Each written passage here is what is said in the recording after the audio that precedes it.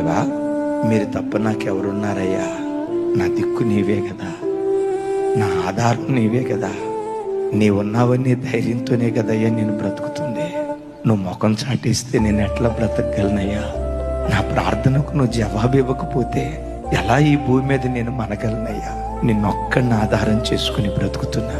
నా ధైర్యమైన, నా నిరీక్షణైన, నా బలమైన, నాకుంటూ నా బ్రతుకులో ఒక విశ్వాసమైన అది మీరు ఒక్కళ్ళే యేసయ్యా. మీరు ముఖం చాటిస్తే నేను తట్టుకోలేనయ్యా, నేను తట్టుకోలేను.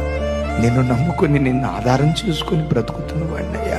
నన్ను నేను పరిపూర్ణంగా నీకు అప్పగించుకుంటున్నా అని నీ ప్రయత్నాలన్నీ ప్రక్కన పెట్టి ఎప్పుడైతే ప్రభువుకు నిన్ను నీవు అప్పగించుకోవటం ప్రారంభిస్తావో అప్పుడు నీ పోరాట భూమిలో దేవుడు అడుగుపెట్టి తన పరాక్రమాన్ని నీ పట్ల కనపరచడం ప్రారంభిస్తాడు.